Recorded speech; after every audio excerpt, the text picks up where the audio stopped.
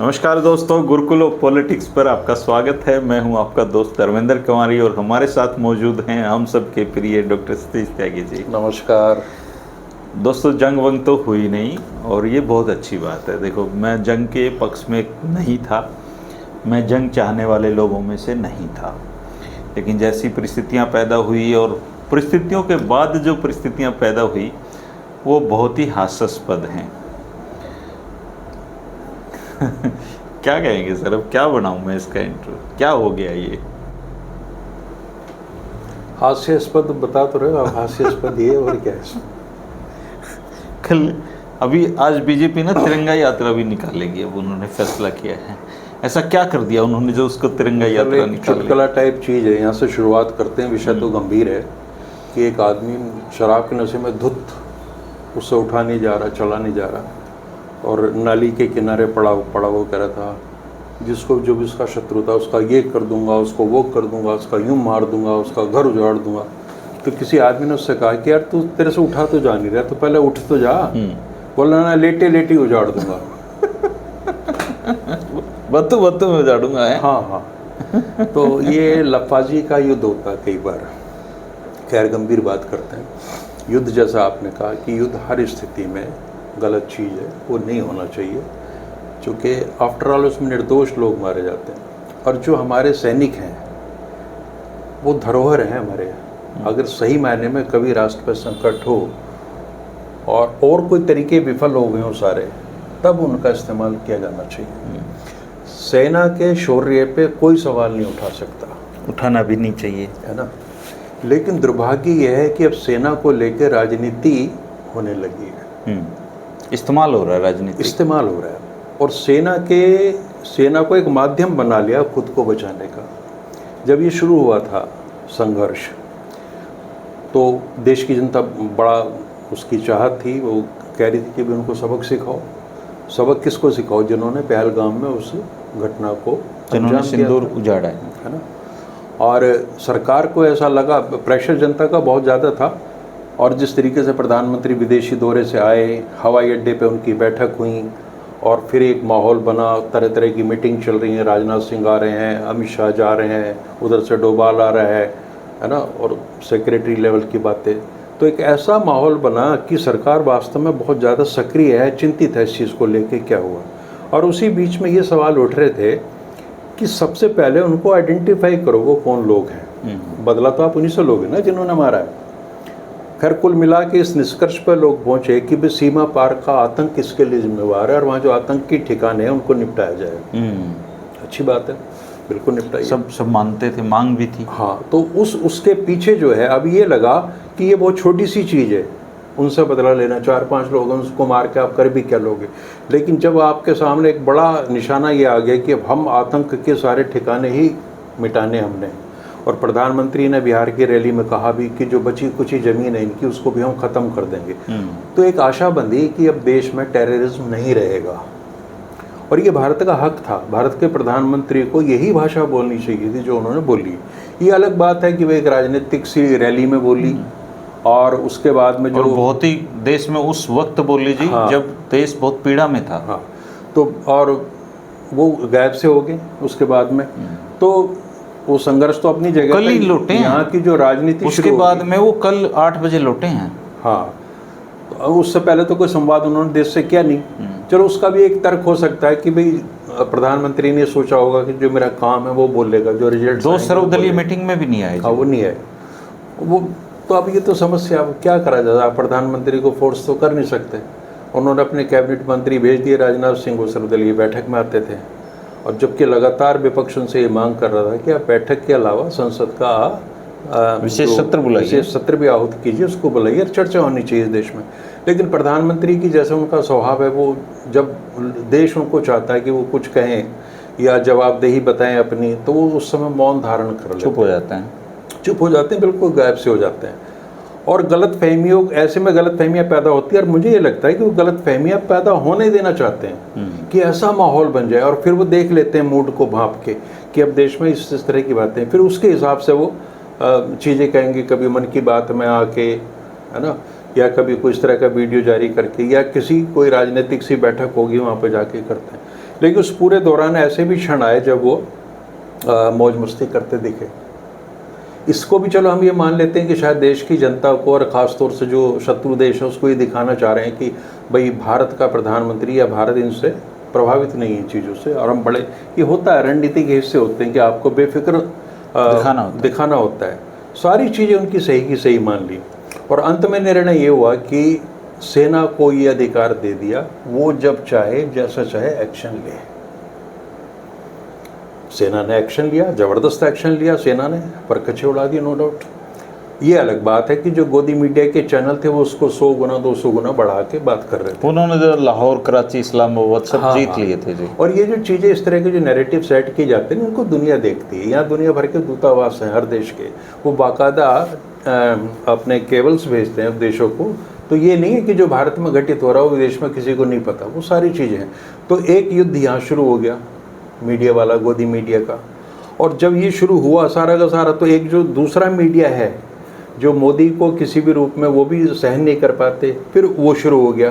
तो अब मोदी आ गए तो 62 का युद्ध आ गया, मोदी के उसके बाद में 65 के युद्ध पे चर्चा होने लगी, 71 का युद्ध हो गया, इंदिरा गांधी को जिंदा करना पड़ा। ये एक अजीब किस्म सी लड़ाई यहाँ होगी।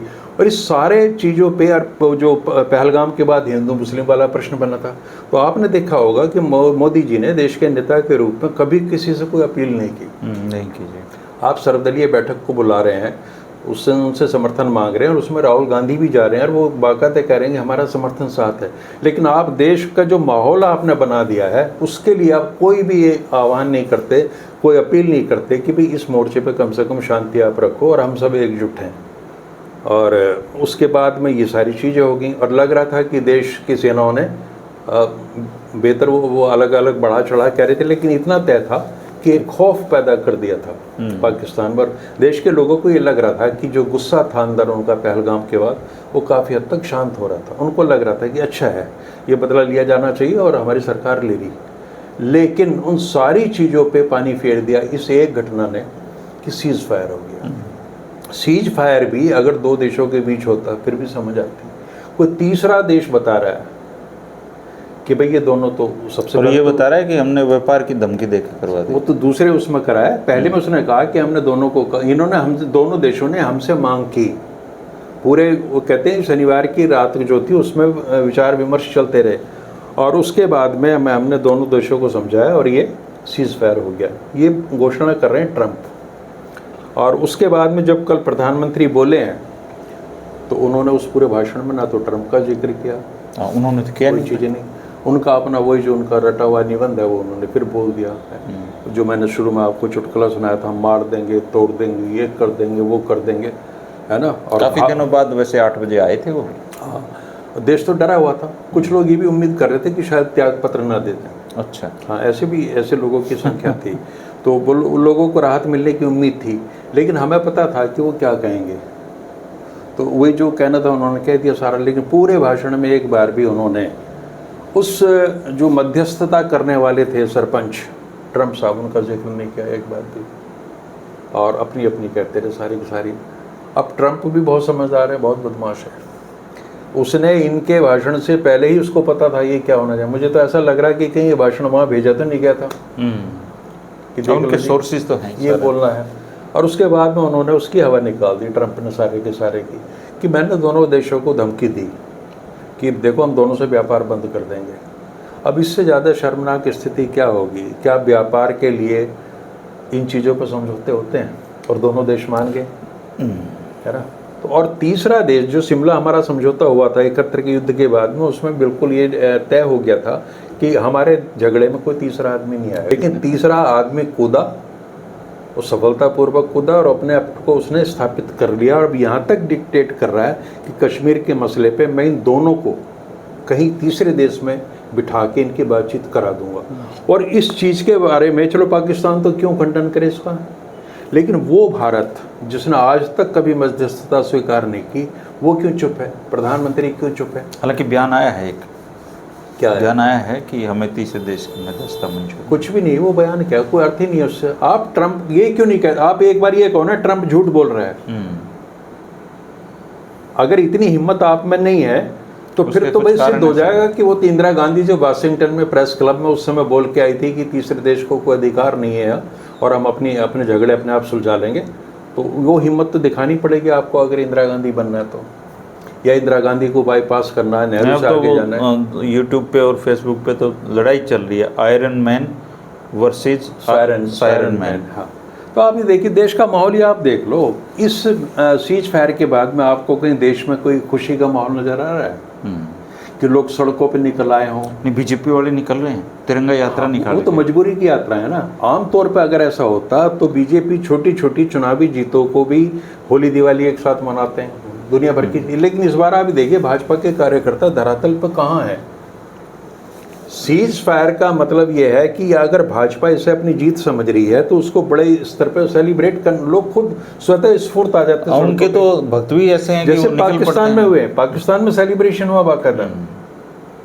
लेकिन इस मौके पे कतई अब प्रधानमंत्री आज सुबह शायद आदमपुर पहुंचे हैं कहाँ पे, और ये तिरंगा यात्रा शुरू होगी। ये तो इसमें तो माहिर हैं, अब सांसदों की ड्यूटी लग रही है, तिरंगा यात्रा निकलेगी। अब क्या उससे आप हासिल करेंगे, मेरी समझ से दोबारा की बात है। लेकिन कुल मिला के लेकिन लोगों में मायूसी हुई थी, है ना? मायूसी है, देश मायूस है, और उसको अभी तक ये नहीं पता कि हम जीते हैं या हारे हैं, है ना। क्योंकि इस लड़ाई में पाकिस्तान तो जाहिर सी बात है वो कहेगा हम भी जीते हैं। अब ये देखो ना, जनता अभी तक तो झूठ ही है। जनता को, आपको, मुझे, किसी को भी सच नहीं पता। हम सिर्फ अंदाजे लगा रहे हैं, तखमीने मार रहे हैं, हमें कुछ नहीं पता। किसी डिफेंस एक्सपर्ट को कुछ नहीं पता। आप सारे चैनल्स खोल के देख लीजिए, सारे अखबार पढ़ लीजिए। अब जब आपको सत्य ही नहीं पता, आपको तथ्य ही नहीं पता, तो आप किस नतीजे पे पहुंच जाओगे। इसलिए कोई भी हम चर्चा कर लें उसका कोई अर्थ नहीं है। ये पोस्ट ट्रुथ एरा है, इसमें हर एक के अपने अपने सच हैं। पाकिस्तान का सच ये है और उसको सेलिब्रेट कर रहा है कि हमने पहली बार जम के पिटाई करी और हम स्थापित हो गए। ट्रंप का सच ये है कि मैंने दोनों लड़ते हुए लोगों को डरा के, धमका के, धमकी दे के उनको व्यापार के उनको शांत करा दिया। हमारा सच ये है कि हमने आतंकियों से बदला ले लिया, उनके कई ठिकाने हमने नष्ट कर दिए और उनके परमाणु जो एस्टेब्लिशमेंट थे उनको लगभग हमने ख़त्म कर दिया पूरी तरीके से। और पाकिस्तान रिरिया गया, उसकी हालत ख़राब हो गई और उसने गुहार की अमेरिका से कि हमें बचाओ। अब आप ये देखिए, ये भी सच लगती बात। हमारे देश के नाते तो हमारा फर्ज बनता है इनको और हमें सच लगनी कहने चाहिए। का। अगर हमसे कोई बाहरी आदमी पूछेगा तो हम यही कहेंगे। तो कितने सच हो गए? एक ट्रंप का सच, एक पाकिस्तान का सच, एक हिंदुस्तान का सच, एक गोदी मीडिया का सच। एक वो सच जो सच है और जिसका अभी तक किसी को पता नहीं, वो बाहर कभी नहीं आएगा। तो ये सब डिसइंफॉर्मेशन, झूठ, प्रोपेगेंडा करके, और ये फर्स्ट कैजुअलिटी। इसमें गोदी मीडिया का बहुत बड़ा रोल। मैंने पहले भी कुछ आपको कहा था कि सबसे पहले सत्य मारा जाता है युद्ध में, सबसे पहले सत्य मारा जाता है। और सत्य मारा जाएगा तो झूठ, प्रपंच, ये सारी चीज़ें होंगी। लेकिन सवाल ये उठता है कि आज हम पहली बार इस देश में हो रहा है कि हम प्रधानमंत्री पर शक कर रहे हैं, और ये चीज़ें उन्होंने खुद पैदा की हैं। इसके लिए वो खुद जिम्मेवार है। अब वो पता नहीं सोचेंगे क्या करना चाहिए, क्या नहीं करना चाहिए। एक देश के रूप में हमारा व्यवहार ऐसे संकट के समय क्या होना चाहिए। उनके भाषण में स्पार्क नहीं था कोई, जैसा होता है। स्पार्क तो खत्म है। देखिए, आपको कितने ही बहादुर आप बनते रहो, लेकिन अंदर सच आप तो जानते हो ना। एक सच है जो मोदी जी पूरे देश को बता रहे हैं, एक सच वो है जिसे वो खुद जानते हैं। एक वीडियो जारी हुई है जिसमें वो सिर हिला रहे हैं, सेना का अधिकारी उनको कुछ बता रहा है और वो सिर हिला रहे हैं इस तरीके से। तो इस तरीके से सिर हिलता हो तो भारत ने 11-12 साल में पहली बार देखा मोदी जी का, कि मोदी जी किसी की बात सुन रहे हों। ये तो बहुत अपने आप में एक असाधारण घटना है ना। वो तो सिर्फ बोलते हैं और समझाते हैं लोगों को, चाहे उनके सामने किसी साइंटिस्ट को बिठा दो, वो सुनते नहीं। तो पहली बार हमने तो 11-12 साल में देखा कि वो हुंकारे भर रहे थे। और मुझे बड़ा ताज्जुब हुआ कि देखिए, हमारे नॉन बायोलॉजिकल प्राइम मिनिस्टर को भी किसी की कही बात समझ में आ रही है ना। और अब इधर से अपने ये लोग भाई लोग शुरू हो गए। अब तिरंगा यात्रा निकलेंगी और लड्डू बटेंगे। अब चूंकि ऊपर से आदेश, फिर भी मायूसी है, पता नहीं क्यों बीजेपी वाले, नहीं तो ये तो बहुत उछलते हैं। मायूसी भाजपा में भी है, मायूसी पूरे देश में भी है, और ये लोग डिफेंड नहीं कर पा रहे। अब जो है, अब वो कह रहे हैं कि भाई क्या इतना कम है कि हमने 100 से ज़्यादा आतंकी मार दिए। भाई कम है या ज़्यादा वो तो आप लोग तय कीजिए। लेकिन देश ये जानता है कि जिन लोगों ने 28 निरपराध लोगों को मारा था, वो आज तक उनका कुछ नहीं बिगड़ा। देश ये भी जानना चाहता है कि इतना जो मिनी स्विट्जरलैंड कहलाता है उस पर 2,500-3 हज़ार लोग इकट्ठा हुए और वहाँ पुलिस का या किसी का एक भी कर्मचारी नहीं था, उसका भी जवाब जाना। वो ये भी जानना चाहते हैं कि सीमा पार से 150 किलोमीटर 200 किलोमीटर चल के वो लोग आए और चले गए वापस, आज तक उनका नहीं पता चला। तो आपकी विफलताओं, आपकी जो चूक हैं, उनका हिसाब भी देश चाहता, वो तो आप दे नहीं रहे, इधर उधर की सारी कहानी सुना रहे हैं। तो इनकी तो वही स्थिति है कि सवाल कुछ भी पूछिए जवाब एक ही मिलेगा। भारत एक महान लोकतांत्रिक देश है और देश बिकने नहीं दूंगा, झुकना नहीं दूंगा, और माँ का वैभव अमर रहे, मैं दिन 4 रहूं ना रहूं, और ये सारी भाषणबाजी जो है ना, जो सिखाई जाती है इनको शाखा में, वो सारी जारी है। लेकिन एक बात इनको सोच लेनी चाहिए भाजपा के नेतृत्व को कि ये देश जो है ना शाखा की तरह संचालित नहीं होगा कि सूचना ये सूचना बंद, और जो मोदी जी ने कह दिया उसको देश जो है बिल्कुल मान लेगा, ये संभव नहीं है। विपक्ष पूरा जोर डाल रहा है कि आप विशेष सत्र बुलाइए, और तब एक अटल बिहारी वाजपेयी ने, मात्र एक अटल बिहारी वाजपेयी ने कहा था 62 में, नेहरू की विफलता थी नो डाउट, कि सत्र बुलाया जाए, और 25 दिन तक वो संसद का सत्र चलता रहा लगातार। उसमें वहाँ चर्चा हुई। लोग जानते नहीं है रामधारी सिंह दिनकर उन्हीं की पार्टी के सांसद थे, और जम के उन्होंने कविताएं लिखी नेहरू के खिलाफ, और नेहरू ने आलोचना सही। तो आज क्यों नहीं हो रहा भाई, क्यों नहीं सत्र बुला रहे आप?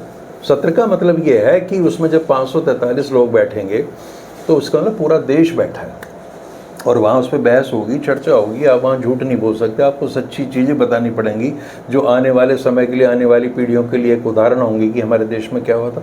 लेकिन उससे भी बच रहे हैं। पार्लियामेंट को आप फेस नहीं कर रहे, प्रेस कॉन्फ्रेंसेज आप नहीं करते, देश के अंदर जो सवाल उठ रहे हैं उनका आप जवाब नहीं देते, आप केवल ये कहते हैं आप नहीं जाते हैं, हाँ, कि जो धुन मैं सुना रहा हूँ उस पर सिर्फ नाचते रहो। तो अगर इस देश ने ऐसे ही नाचना है तो नाचता रहेगा।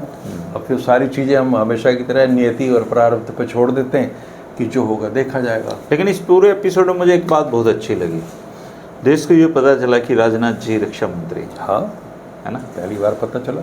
अच्छा, राजनाथ सिंह जब सर्वदलीय बैठकों में जाते थे, आप देखना आप, तो 2 बार जब वो गए तो उनकी चाल में एक अजीब बात थी, है ना, ऐसा लग, चाल में छत्रपति शिवाजी, राणा प्रताप, तमाम चीज़ें थी। लेकिन जैसे सीज फायर हुआ उनका चेहरा उतर गया, ऐसा लग रहा है जैसे मेकअप की फाउंडेशन थी और वो धुल गई बारिश में, बिल्कुल उदास से हो गए, जैसे मोदी जी भी उदास से हो गए। वो चेहरे में वो खिलखिलाहट नहीं है, वो जो विजेता के चेहरे पे होनी चाहिए। उत्सव धर्मिता कहीं अंदर से नहीं आ रही कि सारा देश निकल रहा है सड़कों पे। ये देश तो बहुत उत्सव। लेकिन इस पूरे एपिसोड में विक्रम मिश्री पिस गया जी, उनका बेचारे का कोई दोष नहीं। ये एक और पहलू है, ये सब अजीब बात है। और ये पीसने वाले लोग कौन है? आप देखिए कि मान लिया एक डाकी आया और उसने आकर कहा जी आपके घर ये चिट्ठी आई है, उसने कहा जी पढ़ के सुनाते, उसने कहा भी आपके किसी रिश्तेदार की मौत होगी और आप डाके को पीटने लगो। मिश्री जी क्या है, वो विदेश सचिव है, वो ब्रीफ कर रहे हैं देश को, ये हो गया तो, और वो पहले लिखा हुआ है सारी चीजें, उनको गाली दे रहे हो, उनकी बेटी को गाली दे रहे हो और कोई नहीं रोक रहा। एक वो गौरवार्य है कोई, उसने भी कुछ ईरान के मंत्री के खिलाफ ऐसे शब्द को, उसको तो प्रधानमंत्री जी फॉलो करते हैं। प्रधानमंत्री जी सारे लुच्चे लफंगों को फॉलो करते हैं। उनका कोई एक दोस्त बता दो, कोई एकेडमिशियन उनका दोस्त हो, कोई साइंटिस्ट उनका दोस्त हो, कोई पोएट उनका दोस्त हो, एक ढूंढ के बता देना कहीं। और मैं तो अपने दर्शकों को भी कह रहा हूँ चुनौती कि कोई उनका एक ऐसा मित्र ला दो जिस पर आप गर्व कर सकते हो, एक्सेप्ट अडानी और अंबानी। सतपाल मलिक के शब्दों में भी नहीं करता, सतपाल मलिक कहते हैं कि आलू के बोरे हैं, सड़े हुए आलू के बोरे। तो 2 सड़े हुए आलू के बोरे ये लिए लादे फिर रहे हैं अपनी कमर पे। कोई ढंग का आदमी इनका दोस्त नहीं है। विदेशी धरती पे इन्होंने वैश्विक स्तर पे एक दोस्त ढूंढा था, ट्रम्प। उसने जो दोस्ती निभाई है, वैसे तो खराब मट्टी करवाई जी उसने, ट्रम्प ने। तो देखिए ट्रम्प तो पता नहीं किस जन्म का बदला निकाल रहा है। एक फिल्म आई थी बहुत पहले, उसका एक गाना था कि सैया झूठों का बड़ा सरताज निकला और मार चला पर। इस तरह की घटना है। तो मोदी जी को पता नहीं व्यक्तिगत स्तर पे भी एक चोट पहुंच रही होगी कि जिसे मैंने इतना गहरा दोस्त माना है और आज उसकी ये हालत हो गई। तो दोस्ती उसती निभानी नहीं है। और ये जो देखो मोटी मोटी बातें जो तुलना करते हैं ना इंदिरा गांधी से, जिस समय 48 का युद्ध हुआ उस समय तो हमारे सैनिकों के पास में जूते भी नहीं थे पहनने के लिए, नहीं थे। और नेहरू किसको दोष देते? नेहरू के पास किसी की भी आलोचना करने की सुविधा नहीं थी। वो ये नहीं कहते थे अंग्रेजों ने नाश कर दिया, वो तो देश के निर्माण में लगे रहे। फिर 62 का युद्ध आया तब भी नेहरू किसको कहते? सुविधा इंदिरा गांधी के पास भी नहीं थी किसी को गाली देने की, चूँकि वो अपने बाप को गाली कैसे देती है। ठीक बात है। पहली बार इनको सुविधा मिली है कि सारी परंपराओं को कोस तो रहे हैं। इन्होंने पूरा उसका उपयोग किया जी, उस सुविधा का। हाँ पूरा, और उससे अपना राजनीतिक समर्थन भी जुटाया। लेकिन आपने करा क्या? देखिए भारत की सेना तो 2014 में पैदा नहीं हुई ना। ठीक है, आपने अपग्रेडेशन क्या होगा, कुछ वेपन्स खरीदे होंगे, सैटेलाइट की जो आपकी मिसाइल्स वगैरह उनमें तरक्की की, तो होना था। ऑन गोइंग प्रोसेस है, आपका एक रक्षा बजट होता है, पिछले वाले से आपने ज़्यादा पैसा खर्च करना और ये चीज़ें लानी है, इतना ही है ना। लेकिन सैनिकों का मनोबल तोड़ने का इससे बड़ी घटना मुझे नहीं मिल सकती। ये जब आपने अधिकार उनको दे दिया कि आप कुछ भी करो, तो ये अधिकार भी उनका होना चाहिए ना कि कहाँ से लौटना है, लौटना कि नहीं लौटना है। अब आप जाके अतीत में सारी चीज़ें बताते हैं। और एक बड़ी मज़े की बात है, 62 की युद्ध की बात करेंगे लेकिन 1965 की युद्ध की चर्चा नहीं करते। तब भी तो भारत ने बहुत कुछ ले लिया था, लाहौर पर ऑलमोस्ट कब्जा कर लिया था, चूँकि वहाँ लाल बहादुर शास्त्री प्रधानमंत्री हैं, बेशक कांग्रेस के, लेकिन उन पे सवाल नहीं उठा सकते किसी भी सूरत में। नेहरू परिवार को घसीटना बहुत आसान है कि नेहरू जी ने कहा। अरे नेहरू ने जब जिस समय 62 का युद्ध हुआ था, आज़ादी हमारी 15 साल की थी, हम खाने तक की दिक्कतें थी जी, है ना। और सुविधाएं नहीं थी। 71 में भी क्या था, कितने 24-25 साल हुए थे देश को आज़ाद हुए। आज आप जिस नए भारत की बात कह रहे हो, जो इतना संपन्न है हर दृष्टि से, उसमें तो बड़ा फ़र्क है। एक दौर था जब आप बहुत कमज़ोर थे, आपकी ये ताकत नहीं थी। आज आपका विदेश मंत्री ये कहता हम चाइना से नहीं लड़ सकते चूँकि इसकी इकॉनमी बड़ी है। और एक चीज़ और मैं बता दूं कि अब कोई भी भविष्य में युद्ध होगा, जो अब हुआ उसका परिणाम एक है कि भारत पाक युद्ध नहीं होगा, वो भारत का युद्ध होगा पाक प्लस चाइना से। इस गलतफहमी में रहने की जरूरत नहीं है। जब भी पाकिस्तान पर कोई संकट आएगा, चीन उनके साथ खड़ा होगा। और विदेश नीति के स्तर पे हम इतने विफल रहे कि पूरी दुनिया में एक भी देश हमारे समर्थन में खुल के नहीं आया। और ट्रंप ने तो आना ही किया, तो उसने बता दिया कि उसकी प्रायोरिटी व्यापार की है। वैसे माहौल में देखते हैं क्या होगा। खैर दोस्तों, ये अच्छा हुआ कि युद्ध नहीं हुआ। युद्ध मानवता के लिए खतरा होता है, लेकिन हमारा देश हमारे लिए सबसे पहले है। प्रधानमंत्री मोदी जी बीजेपी के प्रधानमंत्री बाद में हैं, वो हम सब के प्रधानमंत्री पहले हैं। लेकिन देश को अवेयर रखना चाहिए, देश को आगे रखना चाहिए, देश की गरिमा बढ़नी चाहिए। और हमारा डंका, जिस डंके की बात मोदी जी करते हैं, वो सच में ही बजना चाहिए। और उनको, देशवासियों को जो आज निराशा है सब में, उस निराशा को बाहर निकालने का दायित्व भी उनके कंधों पे है। आप क्या कहेंगे इस बारे में ज़रूर कमेंट करके बताना। शुक्रिया, नमस्कार।